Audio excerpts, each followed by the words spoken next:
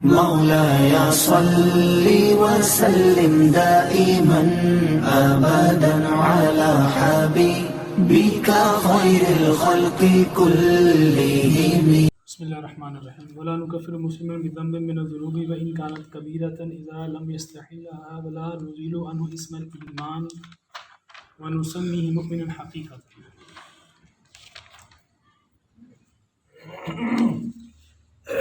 بسم اللہ الرحمن الرحیم.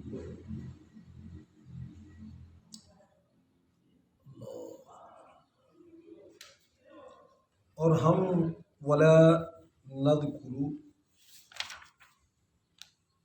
نذکر الصحابۃ، اور ہم صحابہ کرام کا ذکر نہیں کریں گے الا بخیر، مگر بھلائی کے ساتھ. ولا نکفر، اور ہم کفر کی نسبت نہیں کریں گے مسلمان، کسی مسلمان کی طرف، بذنب، گناہ کی وجہ سے، من الذنوب، گناہوں میں سے کسی بھی گناہ کی وجہ سے جو اعتقاد کو فاسد نہ کرتا ہو. وَإِنْ كَانَتْ كَبِيرَةً، اگرچہ وہ گناہ کبیرہ. درمیان میں ایک لفظ بولا ہے کہ جو اعتقاد کو فاسد ہے. اِذَا لَمْ يَسْتَحِلَّهَا، جب تک اس کو حلال نہ سمجھے، یعنی ایمان والا جب تک اس کفر والے کام کو، کیونکہ گناہ جو ہوتا ہے یہ کفر والا کام ہوتا ہے، تو کفر والے کام کو جب تک وہ حلال نہ سمجھے تو ولا نزیل عنہ اسم الایمان، اور ہم اس سے ایمان کے نام کو زائل نہیں کرتے بلکہ ہم اسے مومن ہی کہتے ہیں. وَنُسَمِّيهِ مُؤْمِنًا حَقِيقَةً، اور ہم اسے حقیقتاً مومن ہی کہیں گے. اب مسئلہ یہ ہے کہ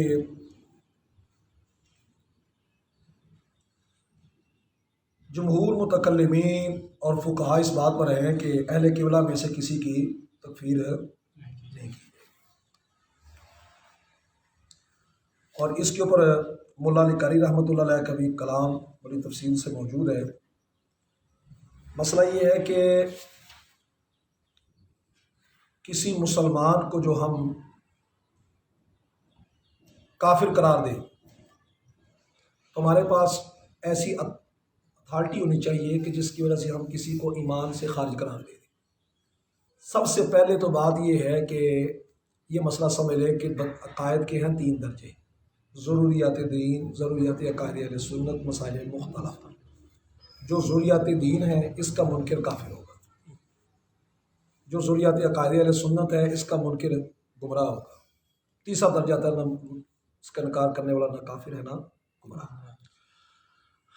اگر ہم کسی مسلمان کو کافر ڈکلیئر کرتے ہیں تو اس کا مطلب یہ ہے کہ جو کافر ڈکلیئر کر رہا ہے اس کے نزدیک وہ قطعیت کے اعلیٰ درجے پر فائز ہے، اور قطعیت کے وہ اس اعلیٰ درجے پر فائز ہونے کی وجہ سے اس کی نوعیت ایسی ہے کہ وہ سمجھتا ہے کہ اس سے بڑھ کر اور قطعیت نہیں ہے جو اس کو ایمان سے نکالتی ہے. تو اس حوالے سے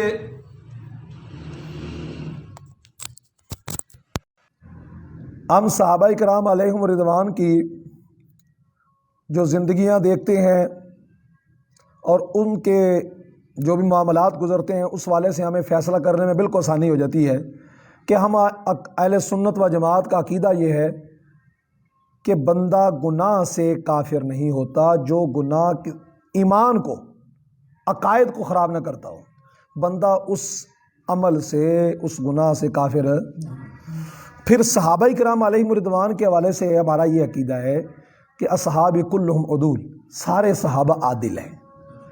پھر نبی اکرم صلی اللہ علیہ وسلم نے ارشاد فرمایا کہ میرے جو صحابہ ہیں اصحاب کالنجوم بأیہم مقتدیتم اہتدیتم، میرے صحابہ تاروں کی طرح ہیں، ان میں سے جس کی بھی اقتداء کرو گے ہدایت پا جاؤ گے. اس کو امام دارمی اور ابن عدی وغیرہ نے بیان کیا ہے. اور قرآن مجید کی آیہ کریمہ ہے وَكُلًّا وَعَدَ اللَّهُ الْحُسْنَى، اللہ نے ہر صحابی سے جنت کا وعدہ کر دیا ہے، چاہے وہ فتح مکہ سے پہلے کے ہیں چاہے فتح مکہ کے بعد کے ہیں، ہر صحابی سے جنت کا وعدہ کر دیا ہے. قرآن کی آیت تقاضا کرتی ہے کہ ہم ہر صحابی کو جنتی مانیں. اور ضابطہ یہ ہے کہ جب قطعیت کے خلاف کوئی بات آ جائے، قطعیت کے خلاف کوئی بات آ جائے، اس کو ریجیکٹ کر دیا جاتا ہے۔ قرآن سے بڑی کوئی ہمارے پاس پختہ دلیل نہیں ہو سکتی۔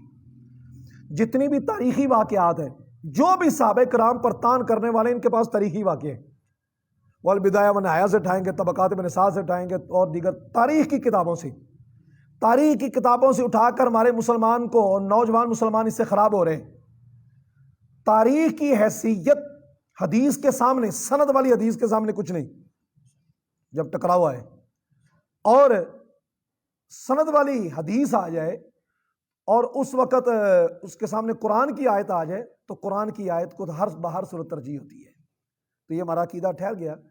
اور یہ جو گفتگو جاری ہے نا ہماری، جس کے اندر ہم نے یہ مسئلہ چلایا ہے کہ بھئی کافر مسلمان کو گناہ کی وجہ سے کافر قرار نہیں دیا جائے گا، اس مسئلے کو اٹھانے کا مقصد یہ ہے کہ ہم صحابہ کرام علیہم الرضوان کی جو آپس میں جنگیں ہوئیں، جو معاملات ہوئے، اس کے سے ہم اس کو کافر ڈکلیئر ہے، جو کرے گا وہ خود اپنے ایمان سے جائے گا۔ یہ بات سمجھ آ گئی؟ وَلَا نُكَفِّرُ مُسْلِمًا بِذَنبٍ مِّنَ الذُّنُوبِ۔ اچھا، اس کے تحت ایک مسئلہ یہ آتا ہے کہ جو شیخین کو، یعنی سیدنا ابوبکر صدیق، سیدنا عمر فاروق رضی اللہ تعالیٰ عنہ پر معاذ اللہ لعنت کرتا ہے یا ان پر گالی نکالنے کو حلال سمجھتا ہے، تو اس والے سے ہمارے تمام فقہاء اس پر متفق ہیں کہ وہ بندہ دائرہ اسلام سے خارج ہے۔ جو گالی نکالنے کو حلال سمجھتا ہے اور لعنت وغیرہ کرتا ہے، کیونکہ لعنت ہوتی کفر پر ہے، تو اس چیز کو جب حلال سمجھ کر کر رہا ہے، اور جیسا کہ عموماً یہ سمجھتے بھی ہیں یہ گالیاں نکالنے والے، تو ایسی صورت میں یہ دائرہ اسلام سے خارج ہوں گے۔ وہی صورتحال نکاح کی بھی، وہی صورتحال جنازوں کی بھی پوچھتے ہیں کہ جی ہم ایسے طبقے کے ساتھ جو صحابہ کرام کو گالی میں نکالنے والے ہوں اور شیخین کو برا برا کہنے والے ہوں، سیدہ عائشہ رضی اللہ تعالیٰ عنہ پر قذف تہمت لگانے والے بھی ہوں، اور سیدنا امیر معاویہ رضی اللہ تعالیٰ عنہ کو کفر اور لعنت ایسے کلمات کہنے والے ہوں، جی ان سے نکاح جائز ہے؟ بھی افسوس ہے تم پر، بھی سارا کچھ کرنے کے بعد خاص اس طبقے کا ایک نام ہے جو صحابہ کرام کے والے سے ایسی باتیں کرتے ہیں، تو اس طبقے کے جو بھی مندرجات ہیں عقائد کے، اس کو پیش نظر رکھتے ہوئے ہم اس سے پوچھ لیتے ہیں بتا نکاح جائز ہے کہ نہیں؟ تیری بیٹی کا نکاح یا اس کی بیٹی کا نکاح اسے لینا دینا جائز ہے؟ جنازے کا مسئلہ تم سے پوچھتے ہو۔ لوگوں کے اندر حالات بڑے عجیب ہو گئے ہیں، وہ کہتے بھی ہیں فلانا عقیدے رکھنے والا کافر ہے، لیکن کسی کو کافر یعنی کفر کے ڈکلیئر کرنا، یہ جی ہمارے حالات، ہمارے تعلقات خراب ہوتے ہیں۔ بھئی پھر ہم بھی رہ گئے تعلقات خراب کرنے والے۔ اس واسطے اس بات کو پیش نظر رکھیں، جو عقیدہ ہے وہ صحابہ کرام سے چلا آ رہا ہے آج تک، وہی ہے، اس کے اندر کوئی تبدیلی نہیں ہوگی۔ اور آگے جو مسئلہ کو بیان کیا وہ آخری مسئلہ ہے ہمارے سبق کا، جس کو اس سبق کے اندر جو ذکر کیا گیا، درمیان ضمن کوئی بات آ گئی تو وہ ذکر کر دیں گے۔ تین اس والے سے مذہب ہمارے سامنے آتے ہیں، ایک معتزلہ کا، ایک خوارج کا، اور ایک اہل سنت کا۔ یہ تین موقف ہمارے سامنے۔ ہم اہل سنت و جماعت کا عقیدہ یہ ہے کہ گناہ کبیرہ کا جو مرتکب ہے یا گناہ صغیرہ عمدن کرنے والا، وہ کافر نہیں ہے جب تک وہ عقیدے کو فاسد نہیں کرتا۔ اگر کوئی بت کو ہی سجدہ شروع کر دے، وہ عقیدے کو فاسد کر رہے تو وہ کافر ہوگا۔ جنجو لگا دیتا ہے جو خاص شعائر کفر ہے، ایسا عمل عقیدے کو فاسد کر رہے، وہ کافر ہو جائے گا۔ اس کی بات نہیں ہم کر رہے۔ نماز چھوٹ گئی، روزہ چھوٹ گیا، یہ ایسے امور ہے کہ جس پر ہم اس کو کافر نہیں ڈکلیئر کرتے۔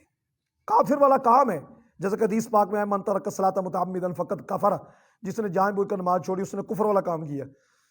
تو ہم اس کی تعویل یہی کرتے ہیں کفر والا کام ہے، یا ناشکری کی ہے، یا اس نے حلال سمجھتے کیا تو کافر ہو گیا۔ ہم تعویل کریں گے، تعویل کے بغیر ایسا کرنا جائز نہیں ہے کہ کسی نماز چھوڑنے والے یا گناہ کبیرہ کرنے والے کو ہم فاسق کہتے ہوئے ایمان سے نکال دیں۔ تو اہل سنت و جماعت کا عقیدہ سمجھ آ گیا کہ گناہ کبیرہ کا مرتکب اور اسی طرح جان بوجھ کر صغیرہ کرنے والا دائرہ اسلام سے خارج نہیں ہے اور کفر میں داخل نہیں ہے۔ معتزلہ کہتے ہیں کہ جو گناہ کبیرہ کا مرتکب ہے وہ کفر میں داخل نہیں ہوتا لیکن ایمان سے نکل جاتا ہے، جبکہ خوارج وہ بڑے کھلے ڈلے کہتے ہیں جناب وہ ایمان سے بھی نکلتا ہے، کفر میں داخل بھی ہوتا ہے۔ بات سمجھ آ گئی؟ ہمارے اس والے سے جو دلائل ہے، دلائل کو سمجھنے سے پہلے جو ایک بنیادی مسئلہ ہے جس کی وجہ سے وہ کافر ڈکلیئر کرتے ہیں، معتزلہ ایمان سے نکلنے کو ڈکلیئر کرتے ہیں، ہم اس کو مسلمان رکھتے ہیں. اس کی بنیادی وجہ سمجھی جائے. بنیادی وجہ ہے کہ ہم کہتے ہیں کہ ایمان عمل کا نام نہیں ہے. ایمان یہ اقرار باللسان اور تصدیق بالقلب ہے، دل سے یقین رکھنے کا نام ہے. زبان سے جو اقرار ہے یہ بھی اس کی ایک شرط ہے تاکہ اظہار ہو سکے. جو اس کے دل کے اندر ہے وہ زبان جو اس کا اظہار کرے تو پتہ چلے کہ وہ اس کا غیر نہیں ہے، جو دل میں ہے اسی کا اظہار کر رہے، وہ بھی شرط ہے، رکن نہیں ہے. ایمان کا رکن تصدیق بالقلب ہے. معتزلہ اور خوارج ان کے نزدیک عمل جو ہے، عمل وہ ایمان کا حصہ ہے، باقاعدہ اس کا جز ہے. اور مقوم ایک جز ایسا ہوتا ہے جو باقاعدہ اس کو تقویت دے رہا ہوتا ہے اور کہتے ہیں اس کے بغیر اس کا وجود ہی نہیں ہے. اور یہاں پر ایک بات کرتا چلا جاؤں، ہمارے اشاعرہ اہل سنت کے اور شوافع جس میں امام بخاری رحمۃ اللہ علیہ بھی شامل ہیں، آپ نے عمل کو ایمان کا حصہ قرار دیا ہے، لیکن عمل کو کمال ایمان کا حصہ قرار دیا ہے. جو آتا ہے نا کبھی جس نے ایسا عمل کیا تو اس سے ایمان کی حلاوت چلے گی، میں سے اس وقت کامل مومن نہیں ہو سکتے. ہم کامل کمال ایمان، حلاوت ایمان کی قید لگا کر ان کو اپنے ساتھ شامل رکھتے ہیں، کیونکہ ان کے دلائل کا تقاضا بھی یہی ہے کہ جو عمل ہے، عمل صالح، یہ ایمان کا حصہ بنتا ہے. پر کب؟ جب اس کی حلاوت کے اعتبار سے بات ہو یا کمال کے اعتبار سے بات ہو. اصل ایمان کے وہ بھی منکر نہیں ہے. اس واسطے امام بخاری رحمۃ اللہ علیہ کا، امام شافعی رحمۃ اللہ علیہ، دیگر شوافع کا اس بارے میں نظریہ کلیئر ہو گیا. معتزلہ خوارج چونکہ عمل مانتے ہیں، عمل کو ایمان کا حصہ مانتے ہیں اور کہتے ہیں جز جب جائے گی تو کل بھی چلتا جائے گا. معتزلہ سے پوچھا تم ایمان سے تو نکالتے ہو، کفر میں داخل کیوں نہیں کرتے؟ کہتے ہیں ہماری مجبوری ہے کہ لوگ جو ہے نا وہ ہم یہ کہتے ہیں کہ اہل قبلہ کی تکفیر نہ کی جائے، ہم اس کا بھی خیال رکھتے ہیں. اور اس والے سے کہ ایمان جو ہے اس کا ایک جز مفقود ہو گیا، اس واسطے ہم اس کا بھی خیال رکھتے ہیں. ہم نے کہا بھی قرآن مجید جو ہے نا وہ اس کے بارے میں فیصلہ یہ کرتا ہے، ان الذین آمنوا وعملوا الصالحات، بے شک وہ لوگ جو ایمان لائے اور اچھے عمل کیے.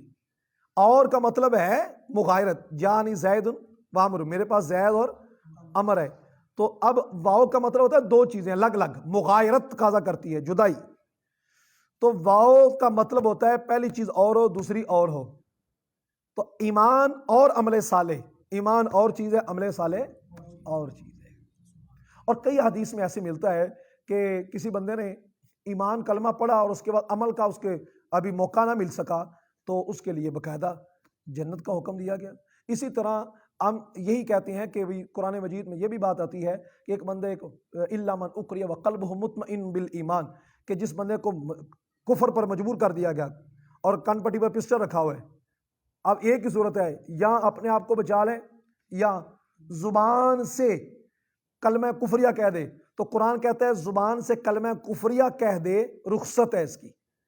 دل میں اگر ایمان ہے، دل پر مطمئن ایمان پر، تو زبان سے کلمہ کفریہ کہنے کے اندر کوئی حرج نہیں ہوگا، وہ مومن پکا ہے. اگر ایمان عمل کا بھی نام ہوتا تو بندہ وہ پکا کافر ہوتا، لیکن ایسی بات ہے. آگے رہ گیا مسئلہ یزید کے والے سے بھی اس میں بحث کی ہوئی ہے، اور ابن ملجم اور ابو لولو کے والے سے. ایک نسخے کی خرابی یہ ہے کہ مصری نسخہ جو چل رہا ہے عام، اس کے اندر ہمارے دعوت اسلامی کا ایک تحقیقی نسخہ اس کے اوپر موجود ہے کہ ابن ملجم نے مولا کائنات علی مرتضیٰ رضی اللہ عنہ کو شہید کیا، اور ابو لولو فیروز مجوسی اس نے سیدنا عمر فاروق رضی اللہ تعالیٰ عنہ کو شہید کیا. ان دو جلیل القدر صحابہ کرام کو ابن ملجم خارجی اور ابو لولو فیروز مجوسی انہوں نے مل علیحدہ علیحدہ طور پر جس طرح بھی ہم نے شہید کیا. اب نسخے کے اندر لکھا ہوا ہے کہ یہ چیز فَإِنَّ ذَلِكَ لَمْ يَثْبُتْ مُتَوَاتِرًا، یہ بات تواتراً ثابت نہیں ہے. حالانکہ ایسی بات نہیں ہے. ان کا شہید کرنا مولا کائنات علی مرتضیٰ کو ابن ملجم کا، اور سیدنا عمر فاروق رضی اللہ تعالیٰ عنہ کو ابو لولو فیروز مجوسی کا شہید کرنا تواتر سے ثابت ہے. اور اس نسخے کی تصحیح کر لی جائے، یہ درست نہیں لکھا ہوا ہے، صحیح یہی ہے کہ بے شک یہ بات تواتراً ثابت ہے. کہ انہوں نے شہید کیا ہے. ٹھیک ہو گیا. یزید کا مسئلہ رہ جاتا ہے.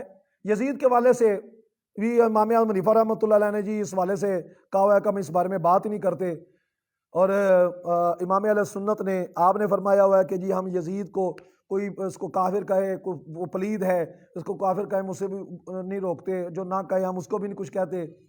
تو یہ جی دیکھیں آپ اس کو کلیئر کٹ ہونا چاہیے. بات یہ ہے اصولی جو گفتگو ہے وہ اپنی جگہ کہ بھئی اس کا حضرت امام حسین رضی اللہ تعالیٰ عنہ کو شہید کرنے کا آرڈر دینا یا اس کا باقاعدہ اس کے اندر انوالو ہونا یہ سندن ثابت ہے یا نہیں, اصلاً ثابت ہے یا نہیں, بات اپنی جگہ. ہمارے اکابرین نے اس کے حوالے سے اور حجاج بن یوسف کے حوالے سے یہی کہا ہے کہ یہ بندے قابل ہی نہیں ہیں کہ ان کو زیر باز کیا جائے. امام اعظم حنیفہ رحمۃ اللہ علیہ نے بھی یہی کہ اس بندے کو زیر باز لانا, ہم ایسے بندے کو زیر باز لے آئیں کہ جس کے والے سے رحمت کو متوجہ کرنے والی بات ہے, تو آپ نے اس والے سے اس کو دھتکار دیا, فرمایا اس بات سے بات ہی نہ کی جائے. اس واسطے امام اہل سنت نے اس کو پلید کے لفظ سے فرمایا ہے کہ یہ پلید ہے, اس کو فارغ ہی کرو. یہ نہیں ہے کہ کوئی قابل ذکر شے ہے اور اس کے والے سے بات نہ کی جائے, قابل ذکر شے ہی نہیں ہے. اور علامہ عبد الرحمن جامی رحمۃ اللہ علیہ آپ سے منقول ہے کہ آپ سے کسی نے پوچھا جی وہ ملا مزید تھے, ملا مزید, انہوں نے کہا حضور بات کرتے ہیں کبھی یزید پر لعنت نہیں کرنی چاہیے, اصولی طور پر ایسے ثابت ہے, اس والے سے یہ ثابت ہے. تو کلاس میں بیٹھے ہوئے حضور امیر المجاہدین آپ فرمانے لگے کہ علامہ عبد الرحمن جامی رحمۃ اللہ علیہ سے جب یہ بات ہوئی تو آپ نے فرمایا صدہا لعنت بر یزید و یک صد بر مزید. اب وہ ملا مزید, اب اس کو یہ کبھی 1000 ہا لعنت ہو یزید پر 100 ملا مزید پر, اس کا یہ مطلب ہی تھا, اور ایک یہ مطلب بھی تھا کہ 1000 ہو اور 100 اور ہو مزید. تو وہ کہنے لگا یہ کیا بات ہے, آپ نے میں نے تو یہ بتایا ہے کہ بھی اس پر ایسا ہونا چاہیے. تو ہمارے اکابرین میں سے اکثر مشائخ جس طرح امام احمد بن حنبل رحمۃ اللہ جیسی شخصیات ہیں وہ یزید پر لعنت کے قائل رہے ہیں. اس والے ہمارا موقع یہی ہے, کلیئر, وہ پلید ہے, وہ قابل ذکر شے نہیں, اس کو فارغ کرو. رہ گیا سیدنا امیر معاویہ رضی اللہ تعالیٰ عنہ کی شخصیت, دیکھیں وہ صحابی رسول ہے, اور ہمارا وہی موقع ہے جو امام ربانی مجدد ثانی رضی اللہ تعالیٰ عنہ کا تھا. آپ سے اس مسئلے کے بارے میں دریافت کیا گیا, اور آپ وہ شخصیت ہیں ہندوستان کی تاریخ میں آپ نے جس طرح حکومتی لیول پر وہ ایک فرقہ جو اپروچ کر رہا تھا اس پر آ کر ٹکر دی ہے, ایسا کوئی بزرگ ٹکر نہیں دے سکا جتنی آپ نے اس والے سے ٹکر دی ہے, اور گھٹنے ٹیکنے پر مجبور کر دیا. آپ نے فرمایا کہ آپ کسی نے پوچھا جناب حضرت عمر بن عبدالعزیز رضی اللہ کا مقام زیادہ ہے یا حضرت امام ربانی مجدد ثانی رضی اللہ تعالیٰ کا.